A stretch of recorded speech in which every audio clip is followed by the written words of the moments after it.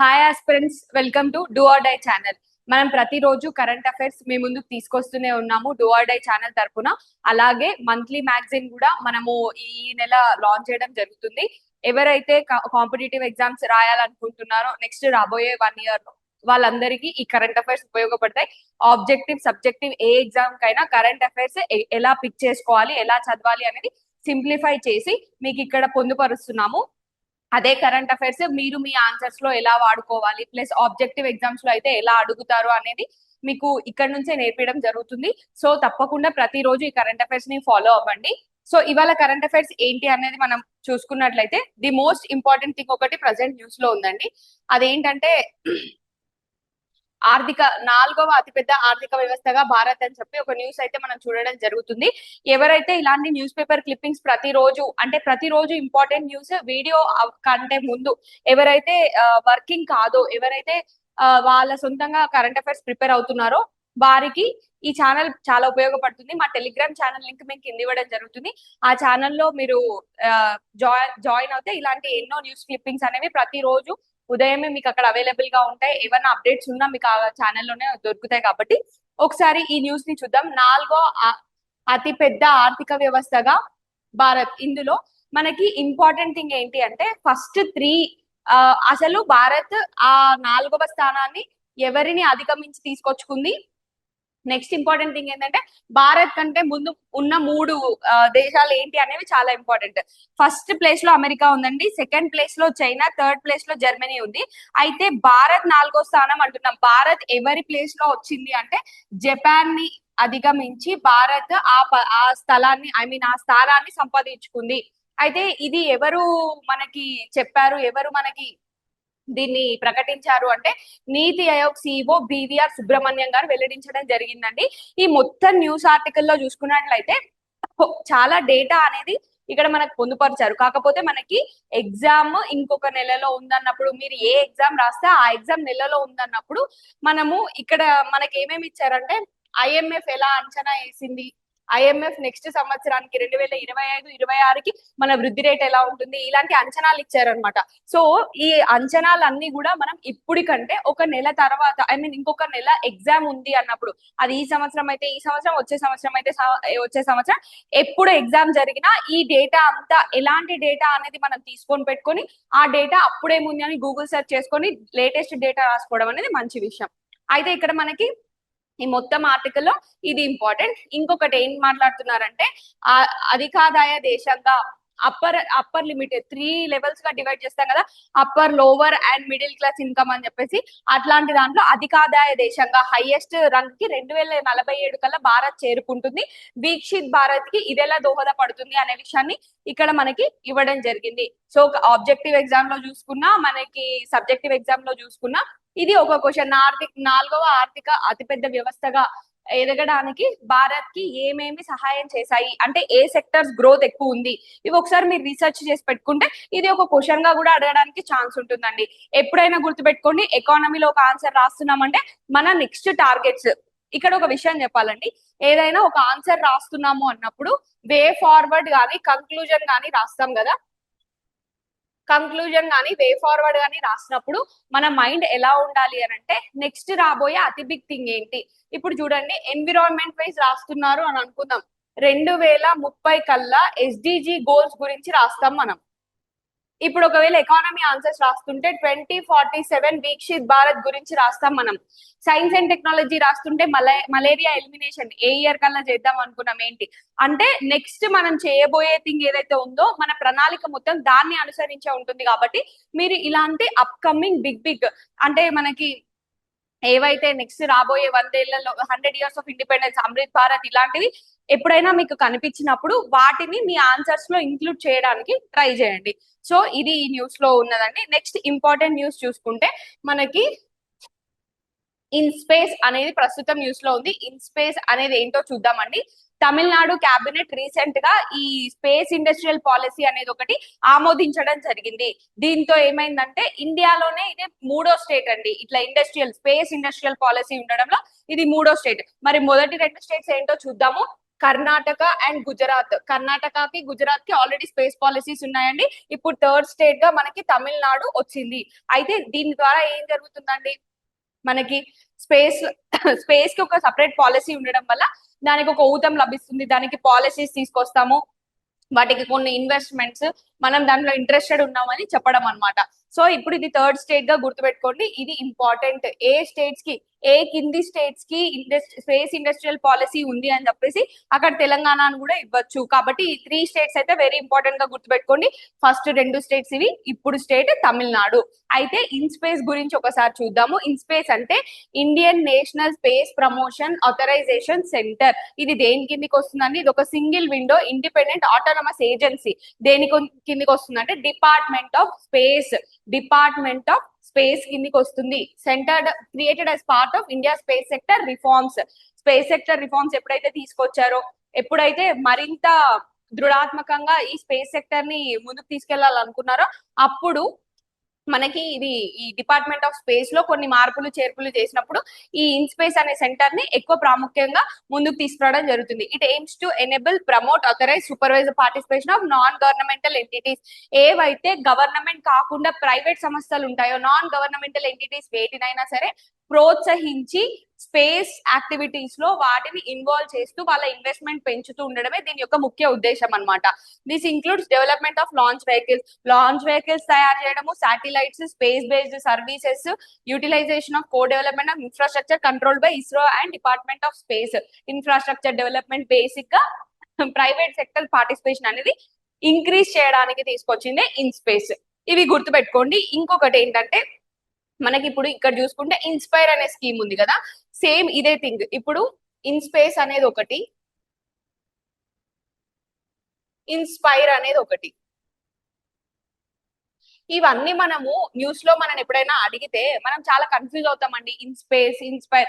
కాబట్టి ఇలాంటివి చాలా చాలా క్లియర్ గా గుర్తుపెట్టుకోవడానికి ట్రై చేయాలి. రెండో థింగ్ ఏంటంటే, ఇప్పుడు ఇన్ స్పేస్ అనేది ఆల్రెడీ మనం న్యూస్ లో చూసాం కాబట్టి ఇలాంటి పదాలను ఎలా అడుగుతారంటే, మీరు రీసెంట్ గా జరిగిన ఎగ్జామ్స్ లో ప్రిలిమ్స్, గ్రూప్ 1 ప్రిలిమ్స్ పిక్ చేసినప్పుడు కానీ, లేకపోతే గ్రూప్ 2, గ్రూప్ 3 ఏ ఎగ్జామ్ పేపర్ పిక్ చేసినప్పుడు మీకు ఒక ప్యాటర్న్ కనపడుతుంది. ఏంటంటే ఈ స్కీమ్ దేనికి సంబంధించింది అనే క్వశ్చన్స్ కూడా మనం అడగడం జరిగింది. కాబట్టి ఈ ఇన్స్పైర్ అనే స్కీమ్ దేని గురించో మనం చూద్దాం. Research scholars across India have raised concerns over non recipient of inspire fellowships funded by department of science and technology. Inspire అనే స్కీమ్ ఏ డిపార్ట్మెంట్ అంటే department of science and technology. ఇందాకటి ఇన్ స్పేస్ అనేది ఎవరండి? Department of space. ఇది మీరు గుర్తుంచుకోండి. For periods ranging from 18 to 13 months. ఏంటంటే ఎవరు ఈ ఫెలోషిప్స్ కి అప్లై చేసుకోకపోవడం, తీసుకోకపోవడం అనేది ఒక ఏమంటారు, రీసెంట్ గా ఒక న్యూస్ లో ఉండడం జరిగింది. సో అబౌట్ ఇన్స్పైర్ స్కీమ్, అసలు ఇక్కడ ఇంపార్టెంట్ థింగ్ ఏంటి? ఇన్స్పైర్ స్కీమ్ గురించి చూడం. నేను ఆల్రెడీ నిన్న మొన్న కరెంట్ అఫైర్స్ మొత్తంలో చెప్పుకుంటూ వస్తున్నది ఏంటి, ఇంతకు ముందు కూడా చెప్తున్నది ఏంటి అంటే, ఎప్పుడైనా సరే స్కీమ్ వస్తే అది ఏ డిపార్ట్మెంట్ కిందకి వస్తుంది, దాని ఎయిమ్ ఏంటి, రీసెంట్ గా ఏమైనా అచీవ్మెంట్స్ ఉన్నాయా, ఇలాంటివి చాలా ఇంపార్టెంట్. ఇన్స్పైర్ స్కీమ్ అంటే innovation in science pursuit for inspired research in flagship initiative by department of science and technology, ministry of science and technology కిందికి వస్తుంది. ఇది ఏ సంవత్సరంలో లాంచ్ చేశారండి? 2008లో ఈ స్కీమ్ ని లాంచ్ చేయడం జరిగింది. Build a critical human resource base that strengthen India. మీరు సైన్స్ అండ్ టెక్నాలజీ అవుతున్నప్పుడు మీకు ఒక విషయం అర్థమవుతుంది. ఏంటి అంటే, ఇండియాలో రీసెర్చ్ అండ్ డెవలప్మెంట్, R&D అంటాం, ఇది చాలా తక్కువగా ఉందండి. అంటే ఒక సంవత్సరానికి యుఎస్, చైనా దగ్గర నుంచి వచ్చే రీసెర్చ్ పేపర్స్ ఎన్నో ఒకసారి గూగుల్ చేసి చూడండి. అవి వేలల్లో ఉంటే ఇండియా నుంచి వచ్చే రీసెర్చ్ పేపర్స్ వందల్లో ఉన్నాయి. It's in hundreds. వేరస్ ఇక్కడ యుఎస్, చైనా వీటి దగ్గర నుంచి వచ్చే రీసెర్చ్ పేపర్స్ ఏవైతే ఉన్నాయో అవి వేలల్లో ఉంటాయి. ఫెలోషిప్స్, ఐ మీన్ ఎవరైతే పిహెచ్డి స్కాలర్స్ ఉన్నారో వాళ్ళు ఇక్కడ ఎక్కువ ఉంటారు, ఇక్కడ తక్కువ ఉంటారు. ఇది ఏం చేస్తుందండి, నెక్స్ట్ మన ఇండస్ట్రియల్ గ్రోత్ ని, మన ఎకనామిక్ డెవలప్మెంట్ ని, ఎప్పుడైనా సరే రీసెర్చ్ R&D ఎంత బాగా జరిగితే R&D యొక్క ఇంపాక్ట్ ఎకానమీ మీద ఉంటది. సో ఇవి మీరు ఒకసారి గమనించాల్సిన విషయాలు. సో ఈ గ్యాప్ ని ఫిల్ చేయడానికి ఇన్స్పైర్ అనే ఒక స్కీమ్ వచ్చింది. అయితే ఇప్పుడు కీ ఫీచర్స్ ఏంటి అని చెప్తున్నారంటే, టోటల్ అవుట్లే వచ్చేసి 11th 5-year ప్లాన్ లో ఇంత, 12th 5-year ప్లాన్ లో ఇంత అని చెప్తున్నారు. AIIMS to build a human resource base in basic and natural sciences. Basic గా సైన్స్ యొక్క డెవలప్మెంట్. నెక్స్ట్ ఇంపార్టెంట్ న్యూస్ వచ్చేసి ఏషియాటిక్ లయన్స్ గురించి ఒక న్యూస్ ఉందండి. ఏషియాటిక్ లయన్స్ గురించి ఇక్కడ న్యూస్ ఏంటంటే, గుర్తుపెట్టుకోండి, ఎన్విరాన్మెంట్ పరంగా మీరు గ్రూప్ 1 ఎగ్జామ్స్ ఏవైనా చూసినప్పటికీ, లేదా గ్రూప్ 2, గ్రూప్ 3 గ్రూప్స్ ఎగ్జామ్స్ ఏవి చూసినప్పటికీ ఒక ఇంపార్టెంట్ థింగ్ గుర్తుపెట్టుకోండి, ఇది ఒక క్వశ్చన్ గా అడిగే ఛాన్స్ ఉంది.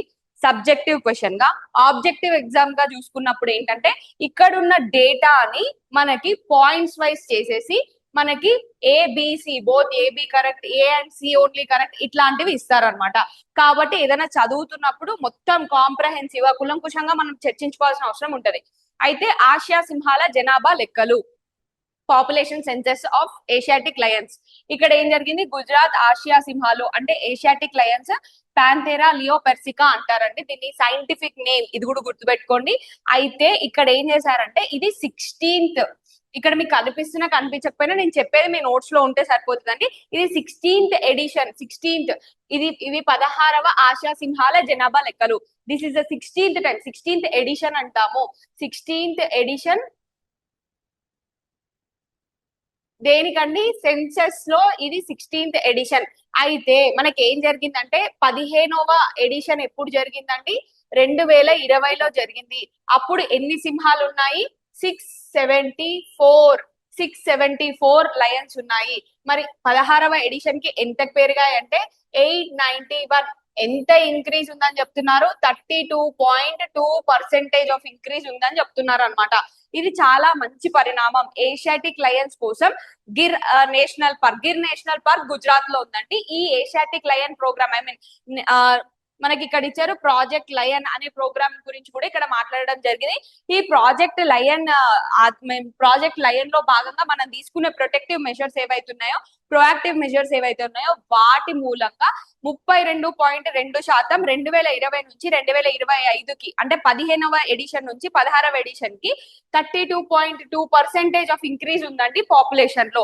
నెక్స్ట్ థింగ్ ఏంటంటే, ఇవి మొత్తంలో చూసుకున్నట్లయితే మనకి ఆడ సింహాలు ఎన్ని ఉన్నాయి, మగ సింహాలు ఎన్ని ఉన్నాయి, ఎందుకు ఇలా జరుగుతుంది, ఎక్కడ బాగా పర్ఫామ్ చేసాం అనే దాని గురించి ఇక్కడ ఇచ్చారు. అన్నిటికంటే ది మోస్ట్ ఇంపార్టెంట్ ఏంటి అంటే, ఇక్కడ మనకి జనాభా గణన పద్ధతి అని ఒకటి ఇచ్చారు. అది చాలా చాలా ఇంపార్టెంట్ అండి. ఈ జనాభా గణన పద్ధతి అనేది ఉంది కదా, ఒకవేళ మీకు ఈ న్యూస్ పేపర్ క్లిప్పింగ్స్ కావాలంటే టెలిగ్రామ్ లింక్ ఇస్తాము, ఆ టెలిగ్రామ్ లింక్ లోకి వెళ్ళి మీరు చూసుకోవచ్చు. సింహాల ఆవాసం మొత్తం ప్రాంతాన్ని చిన్న చిన్న ప్రాంతాలు, సపోజ్ ఎగ్జాంపుల్ చూసుకుంటే మనకి ఇది మొత్తం ఏరియా ఒక పార్క్ అనుకుందామండి. దీన్ని ఏం చేస్తారంటే చిన్న చిన్నగా గ్రిడ్స్ లాగా మనకి చేసి ఇక్కడ వాలంటీర్ 1, వాలంటీర్ 2, వాలంటీర్ 3 ఇట్లా మనకి ఇవ్వడం జరుగుతుంది అనమాట. ఇట్లా ఇచ్చేసి ఏంటంటే అధికారులను నియమిస్తారు. ఈ ప్లేస్ లో అధికారులను నియమించి గణదారులు, పర్యవేక్షకులు, వాలంటీర్లు సింహాల జనాభాను గణిస్తారు.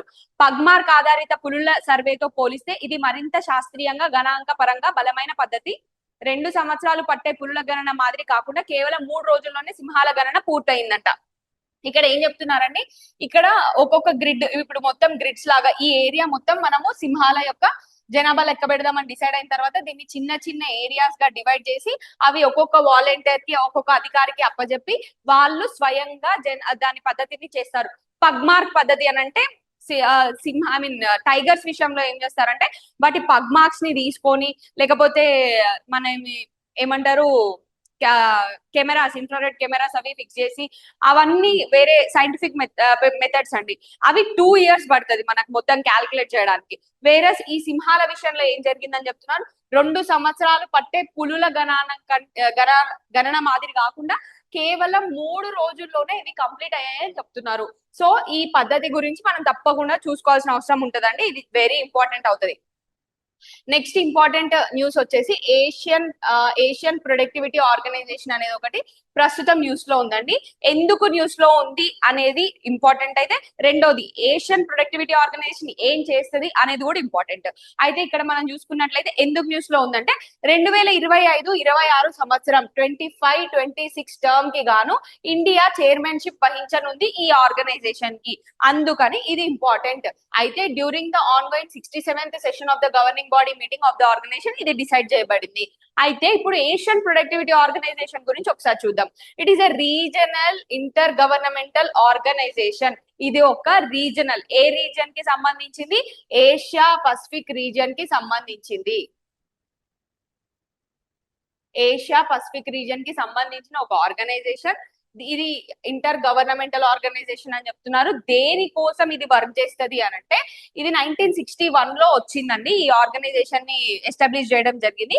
దేనికోసం ఫంక్షన్ చేస్తుంది అంటే ప్రొడక్టివిటీని ఏషియా పసిఫిక్ రీజియన్ ని బెటర్ చేయడానికి మ్యూచువల్ కోఆపరేషన్ కోసం ట్రై చేస్తుంది ఈ ఆర్గనైజేషన్. అయితే APO contributes to sustainable socio economic development of the region through policy advisory services, acting as a think tank, undertaking smart initiatives in industry, agriculture, service and public sectors. So ఇది important. ఇది ఎక్కడ దాని యొక్క పనితీరు ఎలా చేస్తుంది అనేది ఇక్కడ ఇచ్చారు. అసలు ఇది ఎందుకు ఎస్టాబ్లిష్ చేశారు అనేది ఇచ్చారు. ప్లస్ మనకి ఏషియన్ ప్రొడక్టివిటీ ఆర్గనైజేషన్ అనే దానికి 2025-26 సంవత్సరానికి గాను భారత్ చైర్మన్షిప్ వహిస్తుంది అనే విషయాన్ని మనం చూడొచ్చు. అందుకని ఇది న్యూస్ లో ఉంది. నెక్స్ట్ ఆర్బీఐ డివిడెండ్స్ గురించి మనం మాట్లాడుకుంటున్నాం. ఆర్బీఐ డివిడెండ్స్, ఫస్ట్ డివిడెండ్ అంటే ఏందో మాట్లాడుకుందాం అండి. డివిడెండ్ అంటే ఏంటి అంటే ఒక ఏ అండ్ బి అనే పర్సన్స్ ఉన్నారు. ఒక కంపెనీ స్టార్ట్ చేశారు అనుకుందాము. ఆ కంపెనీలో 100 రూపీస్ ప్రాఫిట్ వస్తే 50 రూపీస్ ఏ 50 రూపీస్ బి పంచుకున్నారు అంటే ప్రాఫిట్ లో పర్సెంటేజ్ ఏమంటాము, share of profit is called dividend అండి. ఈ డివిడెండ్ అనే విషయం మీకు అర్థమైంది కదా. ఇప్పుడు చూద్దాము. Reserve Bank of India has approved the transfer of 2.69 lakh crore surplus to union government as dividend of the finance year for the financial year 2024-2025 అండి. ఫినాన్షియల్ ఇయర్ 2024-2025 కి గాను మనము ఈ డివిడెండ్స్ ని గవర్నమెంట్ కి ఆర్బీఐ ఇస్తుంది అని చెప్తున్నారు. అయితే ఇన్ పబ్లిక్ ఫినాన్స్ లో డివిడెండ్ అంటే ఏంటో ఒకసారి చూద్దాం. Dividend refers to portion of profits returned by corporation or institution to its share holders. In case of RBI the government of India is the sole share holder. ఈ RBI విషయానికి వచ్చేసరికి sole share holder ఎవరండి, government of India. అందుకనే 2.69 crore surplus ఏదైతే ఉందో అది government కి transfer చేయడం జరిగింది. గవర్నమెంట్ దీంతో ఏం చేస్తుంది, ఫిజికల్ డెఫిసిట్ ని ఏవైతే లోట్లు ఉన్నాయో వాటిని మనము సరి చేయడం జరుగుతుంది. RBI dividends are govern by Reserve Bank of India act 1934. ఈ డివిడెండ్స్ ని ఎవరు గవర్న్ చేస్తారు అంటే ఏ రూల్స్ ప్రకారం చూస్తాము అంటే reserve Bank of India act 1934 act ప్రకారం చూస్తాము. Subject to approval by RBI central board. RBI central board అనే బోర్డు ఈ డివిడెండ్స్ ని మనం ట్రాన్స్ఫర్ చేయాలన్నా ఉంచాలన్నా ఏం చేయాలి అనే దాన్ని డిసైడ్ చేసేది ఎవరంటే ఆర్బీఐ సెంట్రల్ బోర్డ్ అనేది డివైడ్ చేస్తుంది. డివిడెండ్ ఈల్డ్ అని ఒకటి ఉంటుందండి. జస్ట్ ఇక్కడ ఇన్ఫర్మేషన్ కోసం మనం పొందుపరిచాము. Measures the return from dividends relative to stock price calculated as. Dividend yield ఎలా క్యాల్కులేట్ చేస్తారని annual dividend per share by current market price of the share చేస్తే మనకి డివిడెండ్ ఈల్డ్ అనేది వస్తుంది. నెక్స్ట్ ఇంపార్టెంట్ థింగ్ వచ్చేసి ఏబి పాండ్యా కమిటీ అనేది ప్రస్తుతం news లో ఉంది. ఈ ఏబి పాండ్యా కమిటీ గురించి చూసుకునే కంటే ముందు ఈసారి జరగబోయే చాలా ఎగ్జామ్స్ లో కాళేశ్వరం అనేది ఒకటి పక్కా ఎగ్జామ్ లో ఉంటదండి. కాళేశ్వరం ప్రాజెక్ట్. ఈ కాళేశ్వరం ప్రాజెక్ట్ గురించి ఇది ఏ రివర్ మీద ఉంది, డిస్టిక్ ఏంటి, దీని యొక్క పంప్ హౌసెస్, దీని యొక్క 7 పాత్వేస్, ఇవన్నీ క్లియర్ గా కాళేశ్వరం ప్రాజెక్ట్ గురించి ఇన్ఫర్మేషన్ రెడీ చేసి పెట్టుకోండి. ఎందుకంటే నెక్స్ట్ ఇప్పుడు కాళేశ్వరం మీద బ్యాక్ టు బ్యాక్ ఈ ఎగ్జామ్స్ జరిగిన తర్వాత జుడిషియల్ కమిటీ అని, మనకి డ్యామ్ సేఫ్టీ అథారిటీ అని, లేకపోతే ఇప్పుడు ఏబి పాండ్యా కమిటీ కానీ ఇవి తరచూ న్యూస్ లో ఉంటున్నాయి. కాబట్టి ఇది ఒక ఇష్యూ బేస్డ్ అనుకొని ఈ ఇష్యూని కులంకుశంగా కవర్ చేసి పెట్టుకోండి. ప్రాబ్లం ఎక్కడొచ్చింది, ఫస్ట్ ఎప్పుడు బిల్డ్ అయింది, దీని యొక్క ప్రత్యేకతలు ఏంటి, ఇలాంటివన్నీ మీ దగ్గర నోట్స్ తప్పకుండా ఉండాలండి. ఇవి గుర్తు పెట్టుకోండి, తప్పకుండా కాళేశ్వరం ప్రాజెక్ట్ మీద చేసుకోండి. అయితే ఏబి పాండ్యా కమిటీ ఎందుకు వచ్చింది అంటే కాపర్ డ్యామ్ కట్టడమా, రింగ్ బ్యాండ్ నిర్మించడమా అనే దానిపై స్టడీ కోసం ఏబి పాండ్యా కమిటీ అనే ఒక దాన్ని ఇప్పుడు ఇవ్వడం జరిగింది. అయితే ఇదంతా బేసిక్ గా మనకి ఇన్ఫర్మేషన్ ఏంటి అంటే ఎక్కడ ప్రాబ్లం వచ్చింది, పిల్లర్స్ లో ప్రాబ్లం వచ్చిందా, దాన్ని ఏం చేయాలి, వర్షాకాలంలో ప్రాబ్లమ్స్ ఏంటి, ఇలాంటి వాటిని ఈ న్యూస్ ఆర్టికల్ లో డిస్కస్ చేయడం జరిగింది.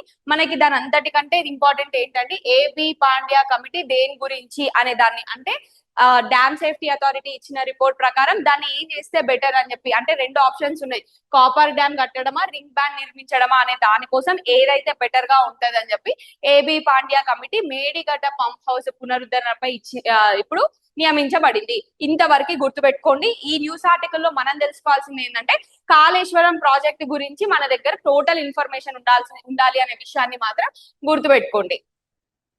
నెక్స్ట్ ఇంపార్టెంట్ థింగ్ వచ్చేసి ఏంటి అంటే లిథియం గురించి ఇప్పుడు న్యూస్ లో ఉంది. లిథియం గురించి ఎందుకు న్యూస్ లో ఉందండి? రీసెంట్ గా డ్యూక్ యూనివర్సిటీ ఏం చేసిందంటే సౌత్ అమెరికా అండ్ ఏషియాలో సాల్ట్ ప్యాన్స్ ఏవైతే ఉంటాయో సలార్స్ అంటారు, అక్కడ దొరికే లిథియంలో ఒక కొత్త రకమైన బిహేవియర్ అంటే ఒక డిస్టింక్టివ్ జియోకెమికల్ ప్రాపర్టీ అనేది లిథియంలో చూడడం జరిగింది. ఇక్కడ ఇంపార్టెంట్ థింగ్ ఏంటంటే లిథియం ఒక ఇంపార్టెన్స్ అంటే దాని యొక్క ప్రాపర్టీస్ కావచ్చు, అది ఎలా బిహేవ్ చేస్తుంది, ఎక్కడెక్కడ వాడతారు అని. లిథియం ని ఏమంటారంటే వైట్ గోల్డ్ అంటారండి.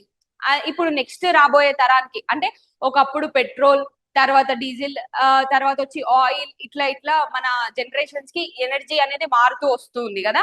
నెక్స్ట్ వచ్చే జనరేషన్ అనేది ఎలక్ట్రానిక్ కాబట్టి ఆ పర్టికులర్ థింగ్ కి లిథియం అనేది చాలా కీ రోల్ ప్లే చేస్తుంది. కాబట్టి మనం లిథియం గురించి బేసిక్ ఇన్ఫర్మేషన్ చూసుకుంటే ఇవి మనకి ఏంటి అంటే మనకి స్టేట్మెంట్ ఫార్మాట్ లో క్వశ్చన్ ఆబ్జెక్టివ్ ఎగ్జామ్ లో అడిగే ఛాన్స్ ఉంది. ఒకసారి లిథియం గురించి చూద్దాం. ఇది ఒక light weight silver white alkali metal అని గుర్తుపెట్టుకోండి. With lowest density among metals అండి. మెటల్స్ మొత్తంలోనే లోవెస్ట్ డెన్సిటీ దేనికి ఉంది? లిథియం ఉంది. ఇది బేసిక్ గా ఎలక్ట్రానిక్ వెహికల్స్ మరియు ఎలక్ట్రిక్ వెహికల్స్ వీటన్నిటిలో ఈ బ్యాటరీస్ చేయడంలో వీటిలో చాలా వాడుతున్నాం ఈ మధ్య కాలంలో. It reacts vigorously with water and makes alloys with aluminium and magnesium, enhancing material strength and reducing weight, ideal for aerospace and battery technologies. ఎక్కడ ఐడియల్ గా వాడుతున్నారు దీన్ని? ఏరోస్పేస్ ఇండస్ట్రీ మరియు బ్యాటరీ టెక్నాలజీస్ లో ఎక్కువ వాడుతున్నారు. Lithium also known as white gold is a critical mineral essential for the renewable energy sector, especially in production of electric vehicle batteries and energy storage systems. Around 40% of global lithium supply is derived from evaporative brine mining salt pans in central Andes. అంటే ఇది ఎక్కడ ఉందండి? Chile, Argentina, Bolivia. ఇది south అమెరికాలో ఉంది. దీన్ని ఏమంటామంటే lithium triangle అంటాము. లిథియం ట్రయాంగిల్ ఎక్కడుంది? And Tibetan plateau. మొత్తం 40% ఈ రెండు ప్రాంతాల నుంచే వస్తుంది. ఒకటి లిథియం ట్రయాంగిల్ అని ఎవరిని అంటాము? Chile, Argentina, Bolivia. ఇది సౌత్ అమెరికాలో ఉంది. ఈ 3 ప్లస్ టిబెటియన్ ప్లేట్యూ, ఇవి ఈ రెండు ప్రాంతాల నుంచే 40% లిథియం అనేది రావడం జరుగుతుంది. సో ఇదండి లిథియం గురించి ఇంపార్టెంట్ థింగ్స్ మనం కవర్ చేయడం జరిగింది. నెక్స్ట్ ఇంపార్టెంట్ న్యూస్ చూసుకుంటే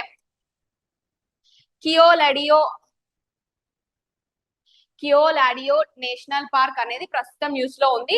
ఇది ఎక్కడుందండి? ఎప్పుడైనా గుర్తుపెట్టుకోండి, నేషనల్ పార్క్ రిలేటెడ్ వస్తే అక్కడ ఏమైనా రివర్ ఫ్లో అవుతుందా, బౌండరీస్ లో ఇంకేమైనా ఇంపార్టెంట్ థింగ్స్ ఉన్నాయా, అక్కడ ఉన్న స్పీషీస్ ఏంటి, ఇలాంటివి మీరు కవర్ చేయాల్సి ఉంటది. ఈ నేషనల్ పార్క్ ప్రస్తుతం ఎక్కడుంది అంటే రాజస్థాన్ స్టేట్ లో ఉంది. మరి ఇప్పుడు ఇది న్యూస్ లో ఎందుకు ఉంది అని అంటే టర్టిల్స్ కోసం న్యూస్ లో ఉంది. రాజస్థాన్ లో దొరికే 10 స్పీషీస్ ఆఫ్ టర్టిల్స్ లో 8 స్పీషీస్ అనేవి ఈ కియోలాడియో నేషనల్ పార్క్ లో ఉన్నాయి అని చెప్తున్నారు. అందుకని ఇది న్యూస్ లో ఉంటే మనం దీని గురించి మొత్తం ఇన్ఫర్మేషన్ ఒకసారి చూద్దాము. It's known as Paradise of birds అండి. ఈ కియోలాడియో నేషనల్ పార్క్ ని ఏమంటారు? ప్యారడైజ్ ఆఫ్ బర్డ్స్ అంటారు. నెక్స్ట్ దీన్ని ముందు ఏమని పిలిచేవారంటే భరత్పూర్ బర్డ్ శాంచురీ అని పిలిచేవారు. ఇది రాజస్థాన్ రాష్ట్రంలో ఉంది. ఇది 19th సెంచరీలో దీన్ని ఫౌండ్ చేశారు. కాకపోతే ఏంటంటే 1956 లో దీన్ని బర్డ్ శాంచరీగా గుర్తించడం జరిగింది. 1956 లో ఇది బర్డ్ శాంచరీ అయితే 1981 లో ఇది నేషనల్ పార్క్ గా డిక్లేర్ అయింది. It was renamed as Keoladeo for the ancient temple in the park dedicated to Hindu God Shiva. అక్కడ ఒక టెంపుల్ పేరు మీద దీని పేరుని భరత్పూర్ నుంచి కియోలాడియోగా చేంజ్ చేశారు. ఇది మొత్తం 29 స్క్వేర్ కిలోమీటర్స్ లో ఉందండి. woodlands, swamps, wet grasslands cover a large part of the park. It is a Ramsar site and a UNESCO World Heritage Site. ఇది ఒక Ramsar site, UNESCO world heritage site కూడా. ఎందుకు ఈ రెండు థింగ్స్ ఇంపార్టెంట్ అంటే ఈ మధ్య కాలంలో మనకి ఎప్పుడైతే స్టేట్మెంట్ ఫార్మాట్ లో క్వశ్చన్స్ అడగడం స్టార్ట్ చేస్తున్నారో తప్పకుండా ఎక్కడ ఎక్కువ ఫోకస్ చేస్తున్నారంటే Ramsar site, UNESCO world heritage site. ఇందులో ఏదో ఒకటి, it is Ramsar site but not a UNESCO world heritage site, లేకపోతే it's a UNESCO world heritage site not a Ramsar site, అట్లాంటివి ఇవ్వడం చాలా తరచుగా చూస్తున్నాం కాబట్టి ఇన్ఫర్మేషన్ అనేది చాలా క్లారిటీ ఉండాలి. కియోలాడియో ఒక నేషనల్ పార్కే కాదు, ఒక రామ్సార్ సైట్ మరియు యునెస్కో వరల్డ్ హెరిటేజ్ సైట్. ఇది మరీ గుర్తుంచుకోవాల్సిన పాయింట్, ఇది very important. It is strategically located in the middle of central Asian migratory flyway. మనకి రష్యా నుంచి ఒక ఫ్లైవే ఉంటదండి బర్డ్స్ కి, మైగ్రేటరీ బర్డ్స్ కి, వలస పక్షులకి. సో అందులో ఇంపార్టెంట్ ప్లేస్ ఈ నేషనల్ పార్క్ ఏదైతే ఉందో ఇది ఒక సెంట్రల్ మిడిల్ లో ఉంది కాబట్టి అక్కడ నుంచి ఇక్కడికి వచ్చి ఇక్కడ నుంచి మళ్ళీ కొల్లేరు, సరస్సు వాటికి వెళ్తాయి అనమాట. సో ఈ కియోలాడియా నేషనల్ పార్క్ అనేది బర్డ్స్ ప్యారడైస్ ఆఫ్ బర్డ్స్ కి బాగా ఫేమస్ అని గుర్తుపెట్టుకోండి. నెక్స్ట్ ఇంపార్టెంట్ న్యూస్ వచ్చేసి భారత్ సేవా కేంద్ర. భారత్ సేవా కేంద్ర అనేది ప్రస్తుతం న్యూస్ లో ఉంది. ఈ భారత్ సేవా కేంద్ర ఎవరికి సంబంధించిందంటే సిసిఐ కి సంబంధించిందండి. సిసిఐ అంటే ఏంటి అంటే chamber of commerce and industry India. Basic గా ఇది ఏంటి అంటే ఇండస్ట్రీస్ యొక్క వాయిస్ పుట్ ఫార్వర్డ్ చేయడానికి ఈ సిసిఐ అనే ఒక ఆర్గనైజేషన్ ఉంటుంది. అయితే ప్రస్తుతం న్యూస్ లో ఎందుకుందో చూద్దాము. CCI India recently said Bharat Seva Kendra is helping to bridge urban-rural divide by bringing essential services at doorstep for every citizen. ఈ భారత్ సేవా కేంద్రాలు అనేవి ఏంటో ఒకసారి చూద్దాము. Nation wide initiative launched by CCI of India. It aimed at providing various government services benefits to villagers in India. Basic ఏంటంటే ఈ భారత్ సేవా కేంద్రాలు ఏం చేస్తాయండి, విలేజ్ ఇండియాలో అంటే రూరల్ ఇండియాలో డోర్ స్టెప్ వరకు గవర్నమెంట్ సర్వీసెస్ ని తీసుకెళ్లడమే వీటి యొక్క ముఖ్య ఉద్దేశం. ఇది సిసిఐ లాంచ్ చేసింది. రీసెంట్ గా ఏం చెప్తుంది, ఆ భారత్ సేవా కేంద్రాల వల్లనే రూరల్ అర్బన్ డివైడ్ ఏదైతే ఉందో, అర్బన్ ఏరియాస్ లో ఎంత ఈజీగా యాక్సెసిబుల్ ఉన్న సర్వీసెస్ రూరల్ ఏరియాస్ లో అలా ఉండవు, అవి మనకు తెలుసు కాబట్టి దాన్ని బ్రిడ్జ్ చేయడానికి తీసుకొచ్చిందే ఈ భారత్ సేవా కేంద్రాలు. This center serve as one-stop solution for accessing government schemes, services and information in rural areas. ఇక్కడ చూసుకుంటే సిసిఐ ఇండియా ఏంటి అని చూసుకుంటే national level autonomous business organisation with clear objectives for business expansion through policy advocacy, business making and making the environment conducive for investors. Its voice of India's business and industry. ఈ CCI ఏం చేస్తుందండి, ఇండస్ట్రీకి భారత్ లో ఉండే ఇండియాలో ఉండే industries అన్నిటికీ ఒక వాయిస్ లా పనిచేస్తుంది. పాలసీలో ఎలాంటి చేంజెస్ తీసుకొస్తే ఇండస్ట్రీస్ కి డెవలప్మెంట్ ఉంటుంది అనే విషయాన్ని మనకి ఒక వాయిస్ ఇవ్వడానికి వచ్చిన ఒక ఆర్గనైజేషన్. సో ఇవాళటి కరెంట్ అఫైర్స్ ఇక్కడితో అయిపోయినప్పటికీ మనకు ఒక ఇంపార్టెంట్ క్వశ్చన్ అనేది ఇవాళ ఇవ్వడం జరుగుతుంది. ఇది 2019 యూపీఎస్సీ క్వశ్చన్ అండి.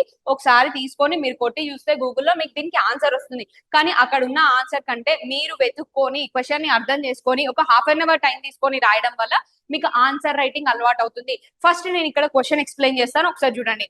How is efficient affordable urban mass transport key to rapid economic development in India? India specific question, how అని అడుగుతున్నారు క్వశ్చన్ లో. అంటే మీరు ఇక్కడ సింపుల్ గా గుర్తుపెట్టుకోవాల్సింది ఏంటి అంటే efficient affordable urban mass transport అనేది ఎలా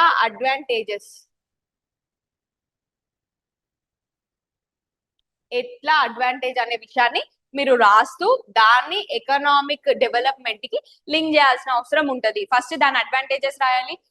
ఎట్లా efficient and affordable urban mass transport అనేది, ఎక్కడన్నా ఈ అర్బన్ మాస్ ట్రాన్స్పోర్ట్ అనేది చాలా హిట్ అయిన మోడల్స్ ఏమన్నా ఉంటే అది మీరు ఇంట్రడక్షన్ లో రాసుకోవచ్చు. బాడీలో ఎట్లా అడ్వాంటేజ్ అనేది రాయాలి. ఎగ్జాంపుల్ ఏం రాస్తారండి, ఏం పాయింట్స్ రాయొచ్చు ర్యాపిడ్ ఎకనామిక్ డెవలప్మెంట్ కి? మెట్రో ఎగ్జాంపుల్ రాయొచ్చు కదా. దీని వల్ల ఏంటి, హెల్త్, ఎకానమీ ఇంప్రూవ్ అవుతుంది. ఎందుకు, ఎలా ఎకానమీ ఇంప్రూవ్ అవుతుంది? Less time taking.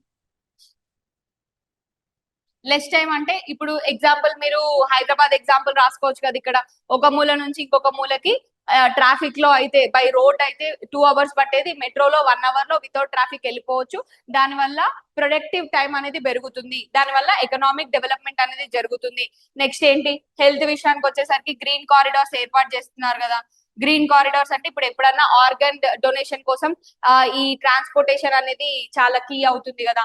నెక్స్ట్ ఇట్లాంటివి ర్యాపిడ్ ఎకనామిక్ డెవలప్మెంట్ కి అర్బన్ మాస్ ట్రాన్స్పోర్ట్ ఎలా ఉపయోగపడుతుంది అనేది బాడీలో రాస్తూ కంక్లూజన్ లో ఏం రాస్తామంటే ట్రాన్స్పోర్టేషన్ అనేది ఎంత ఇంపార్టెంట్ అనేది రాస్తూ ఇండియాలో 2047 కల్లా ట్రాన్స్పోర్టేషన్ ఎంత డెవలప్ అయితే వీక్షిత్ భారత్ కి అంత హెల్ప్ అవుతుంది అనే విధంగా ఏదైనా ఒక పాలసీ తీసుకొని రాస్తాము. దీంట్లో మనము వివిధ రకాలైన స్కీమ్స్ కూడా ఇంక్లూడ్ చేయొచ్చు, అలాంటివి రోడ్ యాక్సిడెంట్స్ గురించి మెన్షన్ చేయొచ్చు. మీరు ఇట్లాంటి థింగ్స్ అన్ని ఆలోచించండి, ఆలోచించి ఒక ఆన్సర్ ని బెటర్ గా ఫార్ములేట్ చేయడానికి ట్రై చేయండి. ఇది ఒక యూపీఎస్సీ మెయిన్స్ క్వశ్చన్ అండి. సో ఈ క్వశ్చన్ కి ఆన్సర్ చేసి మీకు నెక్స్ట్ వీడియోస్ లో ఈ క్వశ్చన్ కి ఆన్సర్ మోడల్ ఆన్సర్ ఎలా ఉంటుంది అనేది మనం డిస్కస్ చేద్దాము. సో ఇప్పుడు వరకు వీడియో చూసారు కదా, కరెంట్ అఫైర్స్ లో ఏదైనా క్వశ్చన్ మీకు ఇంకేమైనా డౌట్స్ ఉంటే కమెంట్ సెక్షన్ లో తెలియజేయండి. ఎవరైనా ఫాలో అవ్వకపోతే ఈ కరెంట్ అఫైర్స్ అన్ని మార్నింగే మనం గ్రూప్ లో పెట్టడం జరుగుతుంది, టెలిగ్రామ్ ఛానల్లో. అక్కడ మీరు యాడ్ అవ్వడానికి ట్రై చేయండి, మేము కింద డిస్క్రిప్షన్ లో లింక్ ఇస్తాము.